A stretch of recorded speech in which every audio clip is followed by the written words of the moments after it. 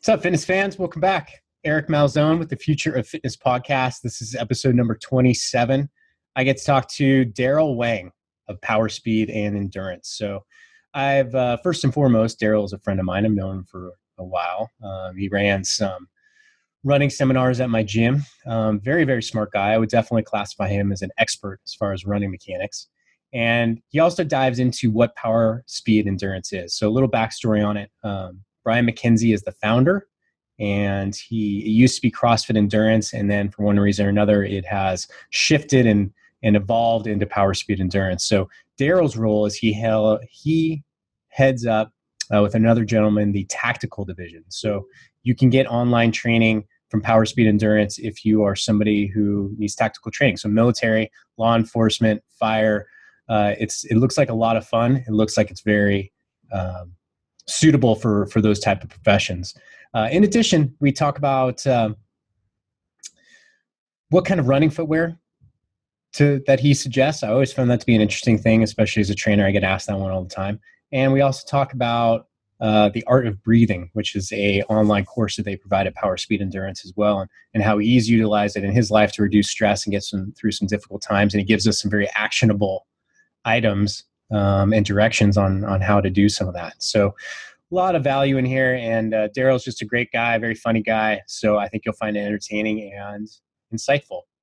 Before we get on to that, just a quick note from our sponsor, which is us, Fitness Marketing Alliance. And we're offering a deal on our digital dashboard. So if you are a fitness professional, and you are looking to scale your business online, whether that be through online coaching, online nutrition, selling ebooks, whatever it is, how do you know if it's really working? Well, you have to assess it, and we give you the tools to do so. So if you go to fitnessmarketingalliance.com/DIY, and I'll give you the promo code here in a second.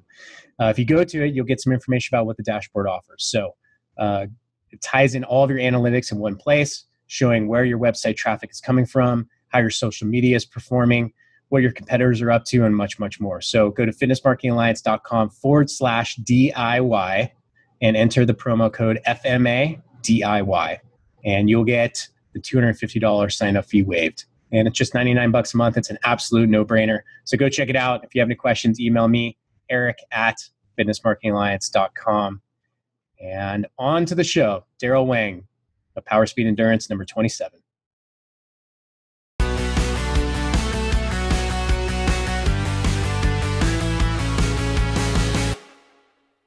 Everybody, welcome back. This is Eric Malzone with the Future of Fitness podcast. And today I have Darrel Wang, a good friend of mine from Power, Speed, Endurance, and many, many other things. So Darrel, welcome to the show. Thanks for having me, Eric. It's a blast so far. Yeah, we haven't even started recording. We've been laughing quite a bit. So, Darrel, I've known you for a long time. I'm thinking like 3, 4, maybe 5 years. But so I know who you are. Can you give us a little background on maybe your journey in fitness and where you are today? I know there's something you've been a lot of time in the military, so some things you can touch on, some things you can't. But yeah, give us a little background on who you are. Yeah, absolutely. So the journey in the military actually started when I severely injured my hip in high school, and I was actually going to go run track and field in college. Once I found out that I couldn't afford college without a sports scholarship, I went to the Air Force recruit, and I was like, hey, get me out of here.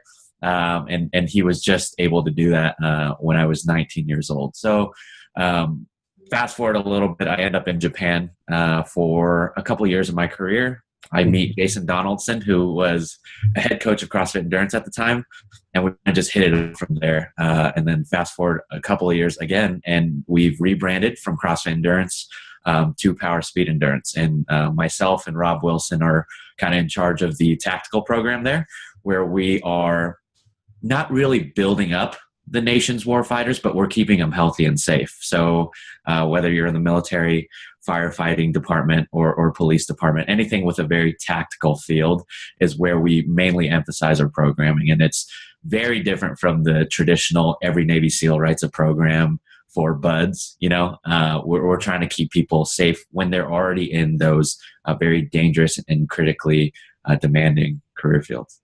Yeah. Wow. Where did you live in Japan? Out of curiosity. Okinawa. So it was actually an island off of Japan, off of the coast of Japan. It's actually closer to Taiwan than it was Japan, but there are so many military bases out there. And by far, it was one of my best assignments. It's so beautiful. And I would recommend anybody go there. Yeah, cool. Yeah, I know that's, was it a bit of and I know we're getting off here, but was it a bit of a culture shock, or were you pretty much like within the Air Force base? Right. Yeah. So, culturally speaking, I would go off base sometimes and people would start speaking Japanese to me and I'm like, hey, nope. But it was, everybody's very kind there. They made it very easy to adapt. But like you said, a majority of my time was spent working on the base, coaching at the gym, stuff like that, and training, obviously. Yeah. Yeah. Very cool. So you have a lot of athletic background, a lot of training experience, and maybe give us an insight for people who don't know what power speed endurance is, and kind of the evolution and the core philosophy of like CrossFit endurance, and then leading into power speed endurance. Absolutely. So we kind of flip the traditional model of where you would see endurance training on its head. So now we go skill work first, intensity second, volume third, as opposed to where somebody training for a marathon maybe 12 years ago would just go out and run a marathon every day. So we don't let athletes move on until they've showed progression. So we're all about, I think Aaron might have mentioned this, is really earning your volume, right? You've really got to earn it. And we're not going to be the people to really push you in that direction until you're showing proficiency everywhere else. So that said, our traditional CrossFit endurance model of basically only programming for endurance sports has now shifted to lifestyle. So we have swim, we have tactical, we have a breathe program, right? We have so many things that now are real world applicable sports that hopefully will treat you a little better in the long run and keep you safer for longer. Awesome. So wait a minute, wait a second. Are you saying that someone should get their mechanics down before they go out and run a ton of miles? Is that? Yeah, that's so weird. It's so weird. And I remember hosting a little run clinic at your old gym, and a lot of people were like, no, I think I'm going to go run more. And I'm like, you can, but it's probably not going to be good for you because you run like shit. So, yeah. It's so funny too. It's like, and it seems so shocking to people who are like, why would I work on my running mechanics? Because you're going to go out and try to run 100 miles in months, right? Like, you stop. It makes so much sense if you just, okay. If you break it down and you tell some guy that's never deadlifted to deadlift 405 and he's never deadlifted, he's going to get hurt. And people don't understand that concept for running. It's almost exactly the same thing, except that the running injury rate is much higher. Like 90% of runners get hurt every single year. Yeah. Tell me about how the traditional endurance coaches in that whole world, how did they embrace CrossFit endurance and what you guys were doing with your philosophy? Oh gosh. So I'm pretty sure if you look up any of Brian's videos on YouTube, there's one ultramarathoner at the top of every comment section saying, hey, this is wrong, this is why. And then the stuff that they say is absolutely refutable, and we've proven that. And Brian actually used himself as a test bunny with the inaugural launch of this program, the less volume, more intensity, focusing on high skill aspect of it. And gosh, people just, it's so hard to get out of your own ways, right? Like if somebody told me now at this point, like, hey, CrossFit endurance was wrong the whole time, I'd have a really hard time believing it, because I was, for lack of a better term, raised on it, right? And it's just the way things should be done, but it's hard to convince people that have been doing it for longer than I have, right? I'm 24 years old. There have been people that have been running marathons for 30 years, and they know exactly what they're doing. And it's kind of like our parents' generation where dad knows, the guy knows, you never question it. Right. Yeah. It's interesting too, because I took the CrossFit endurance certification. Actually, I think I did one 3-day seminar, and then I took the certification, and then I did my own workshop every month or every year for a while. And not necessarily because it made me a ton of money, because I really enjoyed it. Right. Yeah. And it's really fun. And it's actually absolutely changed my view of running. Because I told this on Aaron's book, I used to hate running. Right. Like in high school, I was the guy like who would, during water polo season, we had to run. I just, my hamstring. Right? Like, no, I'm not doing that. And, every time I would do a seminar, there was always somebody who who would push back on something, Yeah. which is good, right? It means we're invoking a conversation. But it was like footwear. Everyone wants to talk about footwear. And I'm like, well, yeah, I wear a minimalist shoe because I feel that I run correctly, right? But there's always somebody who wants to, like, no, you're wrong. Yeah, definitely. Huge shoes. So tell me about footwear, because that's a hot topic. Oh gosh, yeah. So I went up to New Mexico State University actually last week. I spoke to about 40 to 50 cadets on how to run properly, and we were all in the grass. And the first question I got was, "Hey, are my shoes going to be okay for this?" And wearing some random Adidas. I don't know the model, but I said, "You should be able to run in whatever you got on." But for the sake of the drills and the skills, I took their shoes off, made them run in the grass barefoot, and that seemed to help. So as far as my preference goes for footwear, like you said, minimalistic is great. I train in strike movement chill pills, and I do everything in them. So run, bike, CrossFit, lift weights, gymnastics, everything I do in them, because I believe that it needs to be a shoe that's very adaptable to what you're doing. And the chill pill does just, the strike movement doesn't send me any money to pitch really good product. And I think that I'll stand by that until something better comes along, or a new company kind of wants me to test something else. But I know a lot of our coaches, like Jeff Ford with Power Speed Endurance, he's our endurance guy right now. And he wears a shoe called Topo athletic shoes. And I think it's been pretty successful for him. He's a really fast guy. Awesome. Yeah, that's great info. And that's very selfish of me to ask, because my innovates are just about done. So I'll give you a little bit. So tell me, if someone's doing if someone's involved in a Power Speed Endurance seminar or running workshop, what's that experience like? What can people expect? They can expect, so right now with our Art of Breath clinics, I haven't heard a single bad thing about it yet. It's very personable, and it's ran by people that are super knowledgeable. So Ryan and Rob are the ones teaching it right now, and Jace on the background kind of doing the admin and assistance work. But gosh, the feedback that we've gotten most commonly is, and I actually got this at your gym, was you could have charged more for this, or you should have charged more for this. Right. And none of us, quite frankly, are really in this for the money. We really want the community just to be in a greater approach, very healthy, and stay in this sport for a really long time. All of our coaches know each other pretty well, and we know exactly how seminars are going to be ran. Like when I was an intern for CrossFit Endurance, I interned under several different coaches, but the vibe was almost always the same, where the energy was really high, the information was really, really good. And then there was always a follow-up afterwards to see how you were doing, and we would exchange contact information to, I guess, give us any information that you had about yourself, and any additional skill work that you needed, and any feedback about the seminars. And for the most part, it was always good. Good. Yeah, that's interesting. I really liked it. I mean, and when you go through these things, running's so primal, right? It's so innate, and so many people don't know how to do it correctly, because we just assume that we can just get up and start running without any kind of instruction. But over the period of, whatever the seminar goes, 2 to 4 hours, there's always these major aha moments, like, wait, this doesn't hurt, or it feels a lot easier now. And it's just a really cool experience. So let's dive into what you're doing with Tactical, because I'm really interested about it. I've taken some similar things just from friends that I know have taken me out and done some tactical work. But tell me about that experience. What are you doing with these people? Yeah. So I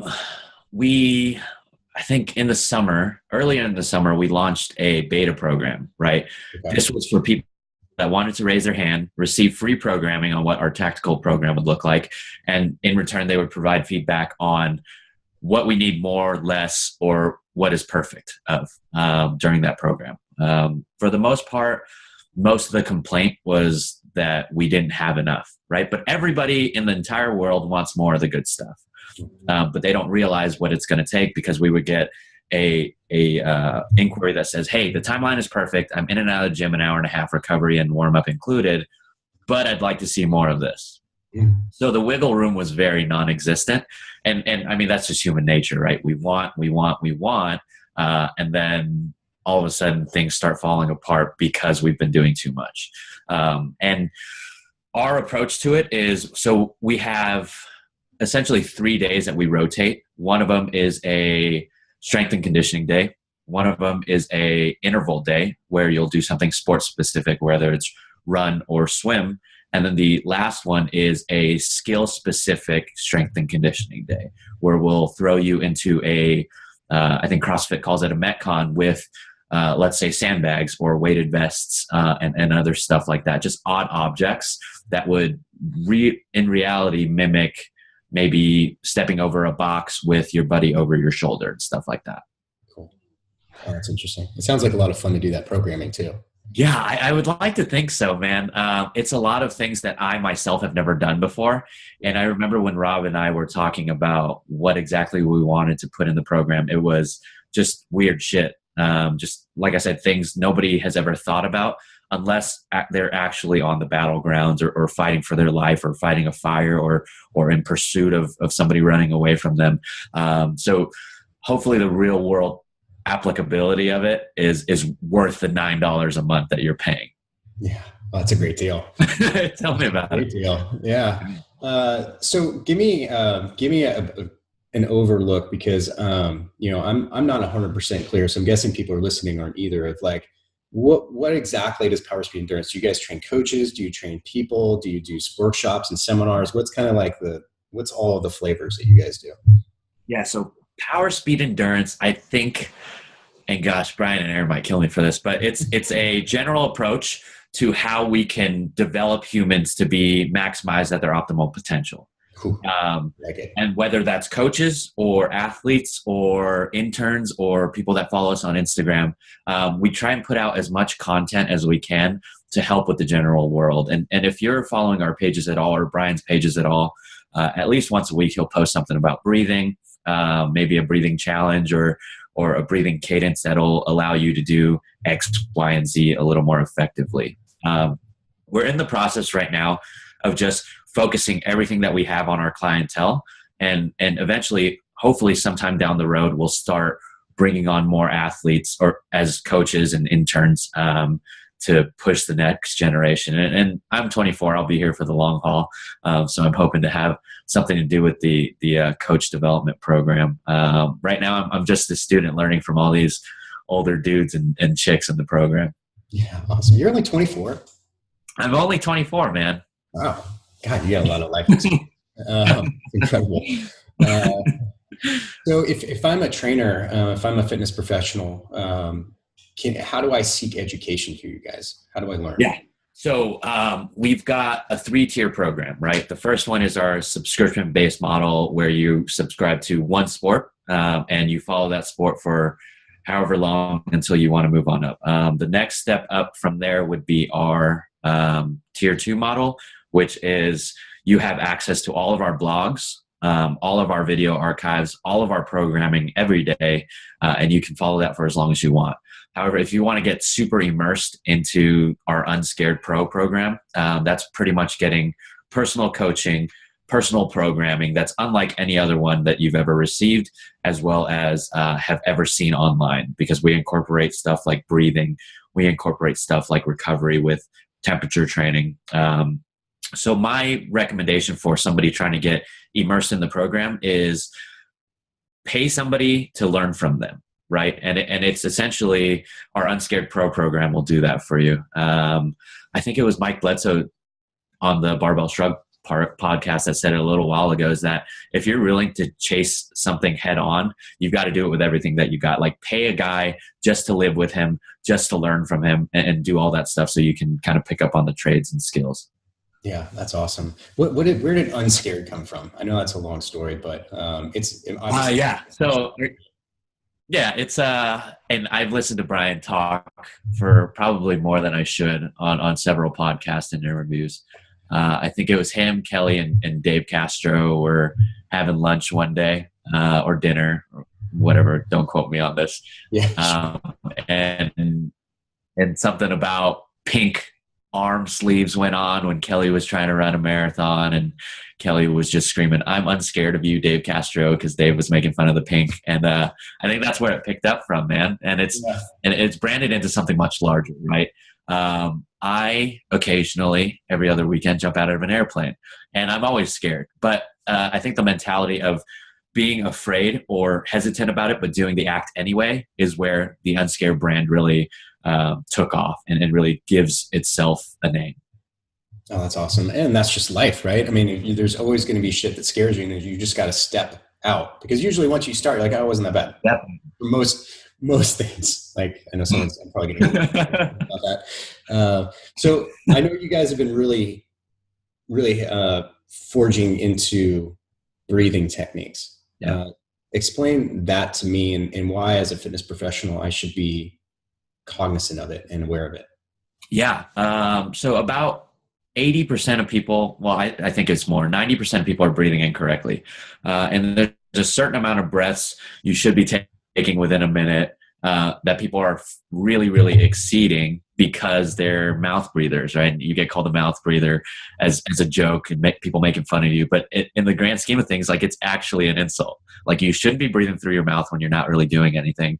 And this approach was founded on, a lot of it was learning from Wim Hof and what he was doing, taking that and really just evolving it into different things where now we can downregulate, we can upregulate, we can compress stress down. Like, Brian and I had a conversation probably about 2 or 3 months ago when I was going through a really rough patch, and he had me do a breath test on how long I can take to exhale all of my air out. And then from there, he wrote me a prescription on what to do first thing in the morning, in stressed environments, and before bed to decompress and just relax and chill out.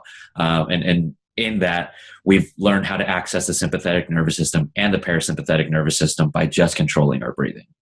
Wow. So give me an example, like what was the morning routine that you did? Because I know this is so the morning. Yeah, no, that's okay. Just keep coughing it up. For $7.99, you can find out. No, but the morning routine was a cadence where I would go 1, 2, 1. So I would be given a specific number based on what my test was, right? So let's say my 1-to-1 ratio was a 6-second breath, either exhale, hold, or inhale. So I would inhale for 6 seconds. I would hold for 12 seconds because it's 2-to-1.